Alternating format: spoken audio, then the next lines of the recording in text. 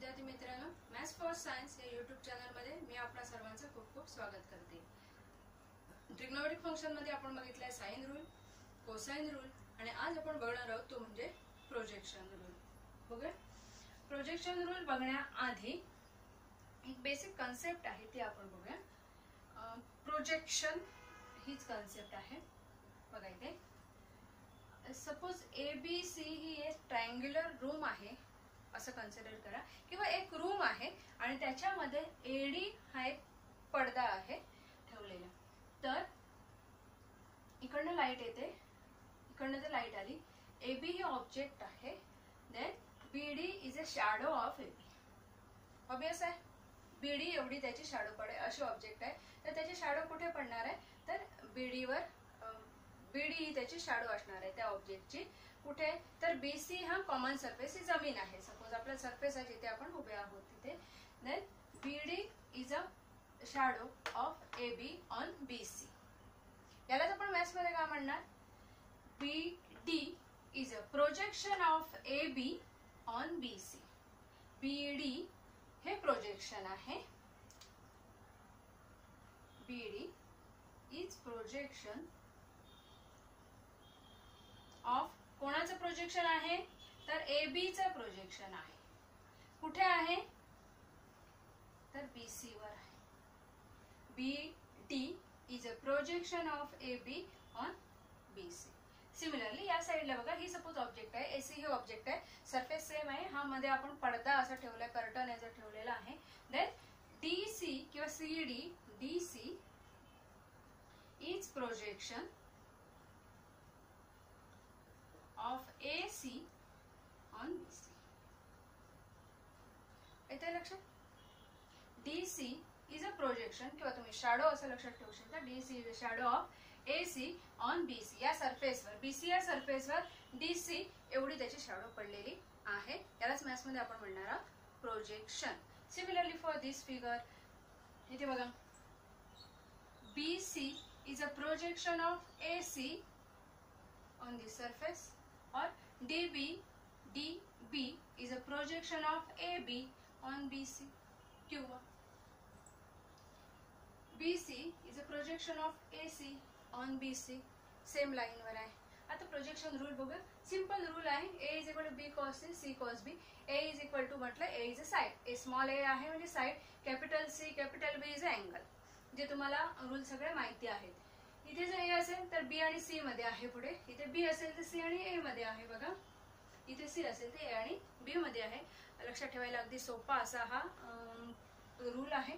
Proof त्याचा आपण बघणार आहोत. तो acute angle triangle, obtuse angle triangle and right angle triangle मध्ये याचा प्रूफ बघणार आहोत. पहिली फिगर आहे ॲक्यूट अँगल ट्रायंगल. यात B हा ॲक्यूट अँगल घेतलेला, इथे B हा ऑब्ट्यूस घेतलेला आणि इथे B हा राईट अँगल ट्रायंगल घेतलेला आहे. AD is a perpendicular drawn from A to BC, that is nothing but altitude of that triangle. Here also AD is altitude, here also AD is a altitude. आता same काय आहे सगळ्यामध्ये हे मी तुम्हाला सांगितलेलं आहे. नेक्स्ट प्रोजेक्शन काय आहे हे सांगितलेलं आहे. आता आपण काय बघणार, BD is equal to इथे आपल्याला काय मिळणार बघा, BD. आता आपण या ट्रायंगलचा विचार करणार, ADB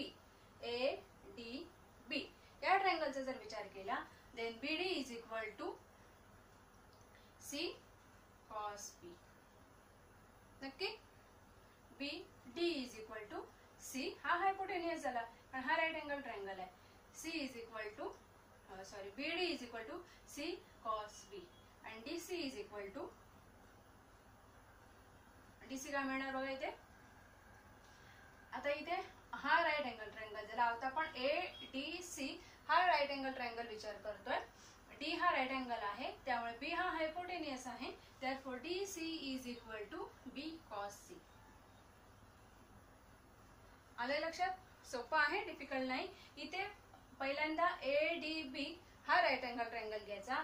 AD या अल्टिट्यूड मुळे हा जो मेन ट्रायंगल आहे ABC, त्याचं दोन ट्रायंगल मध्ये डिव्हिजन झालेलं आहे. पैकी ADC हा एक राईट अँगल ट्रायंगल आणि ADC हा एक राईट अँगल ट्रायंगल.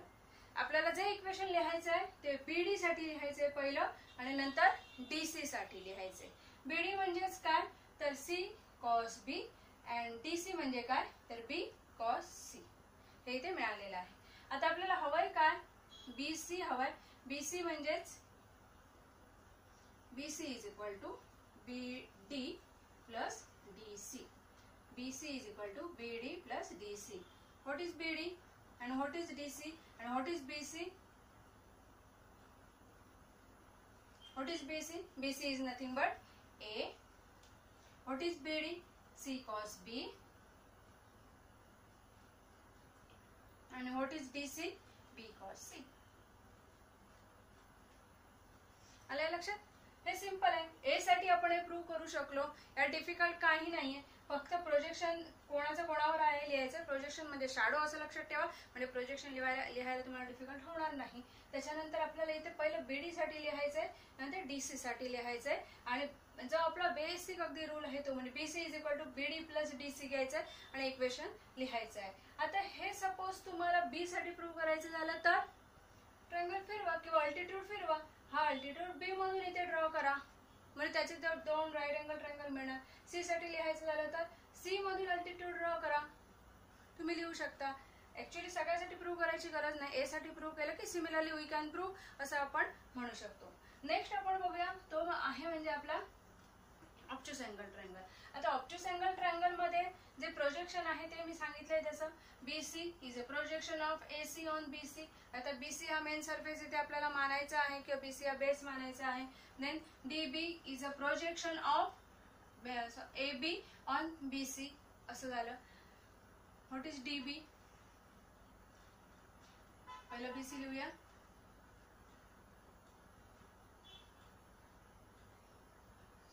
DC लिहिलं मी इथे पण आपल्याला BC पाहिजे आणि BC आपल्याला मिळणार कसं. BC म्हणजे ए साठी आपण लिहिणार आहोत. विचार कसा करते एक्झामला लिहित असताना सॉल्व्ह करत असताना बघा BC is equal to A is equal to आपल्याला लिहायचं आहे म्हणजे BC मिळवायचं आहे. BC मिळवायचं आहे तर आपल्याला DC मायनस DB होणार आहे. उलट विचार करते. हा जो इथे लिहिला आहे ना त्याच्या अगदी उलट विचार करते बघा. BC इज इक्वल टू आपल्याला फायनल आन्सर जे हवं ए इज इक्वल टू आणि BC काय मिळणार आपल्याला कसा DC मायनस BC. हा माझा विचार आहे. असा विचार तुम्ही करा. BC is equal to DC minus DB म्हणजे आपल्याला जे इक्वेशन मिळवायचंय ते कशासाठी मिळवायचंय DC साठी आणि DB साठी मिळवायचंय. आता DC साठी आपण काय लिहू शकतो DC इज इक्वल टू आता आपलं कोण आहे कॉस आहे तर C cos B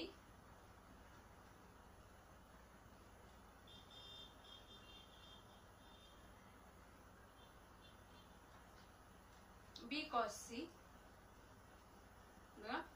DC is equal to he for ADC is a right angle triangle therefore DC is equal to B cos C. दुसरा हवा आहे तो म्हणजे DB आपल्याला हवाय. DB म्हणजे आपण हा राईट अँगल ट्रायंगल कन्सिडर करणार पण हा अँगल आपल्याला माहित नाहीये. पैकी हा अँगल आहे हा B आहे. ही साइड C आहे.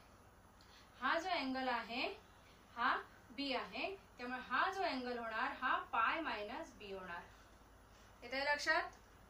हा अँगल आपला जो आहे तो B आहे त्यामुळे हा झाला पाय मायनस B. आता आपल्याला DB साठी लिहायचंय DB is equal to C cos pi minus B.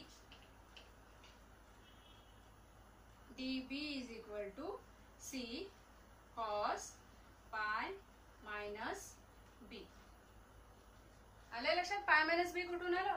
हा जर B असेल तर हा पाय मायनस B असणार ऑब्विसली. आता आपल्याला कोण पाहिजे DB पाहिजे. हा DB पाहिजे. DB म्हणजे राईट अँगल ट्रायंगल आला ADB.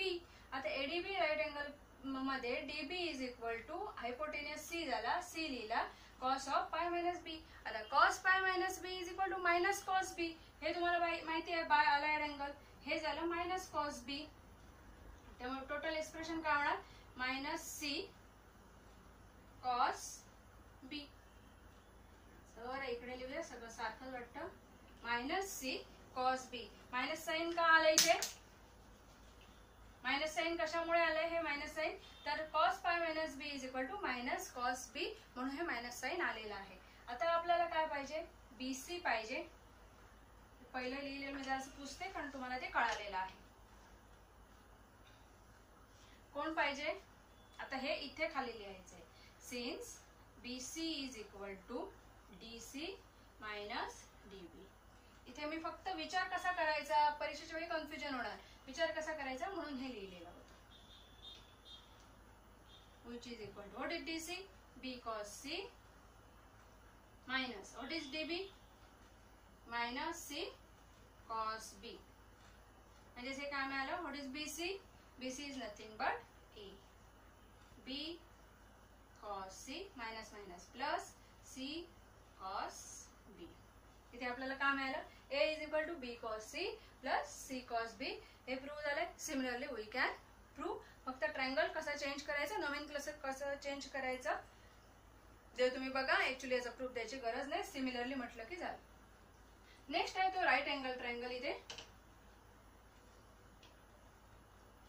आता आपली हे बघा LHS काय आहे, ती RHS आहे. ही LHS, ही RHS. RHS B cos C plus C cos B. आता काय म्हणतोय आपण? B is a right angle. आता B is a right angle असेल तर cos B आपला इथे 0 होणार. म्हणजे तुम्हाला काय मिळते? This is equal to B cos C. आता B cos C म्हणजे काय आलं? B cos C काय मिळते बघा? B हायपोटेनियस cos C म्हणजे हा A झाला. which is equal to A. येते लक्षात? cos C मी ते लिहिते ऍज अ रफ वर्क म्हणून. cos C is equal to cos C म्हणजे हा angle. cos C is equal to A upon B. म्हणजेच हा B इकडे आणला तर B cos C is equal to A मिळते ना A. हे काय आलं? फक्त B cos C का शिल्लक राहिलंय? तर since B is equal to 90 degree therefore cos B is equal to 0. त्यामुळे हे जे पूर्ण एक्सप्रेशन आहे ते 0 झालं. त्यामुळे इथे काय राहिलं शिल्लक? B cos C शिल्लक राहिलं. आणि B cos C म्हणजे काय मिळतं? A मिळतं. Similarly we can prove. अशा तऱ्हेने प्रोजेक्शन रूलचं जे प्रूफ आहे ते इथे कम्प्लीट झालेलं आहे. आता ह्या तिन्ही रूलवरची एक्झाम्पल आपली सोडवायची शिल्लक आहे, ती आपण बघूया नेक्स्ट लेक्चरला. लेक्चर आवडलं असेल लाईक करा, शेअर करा, सबस्क्राईब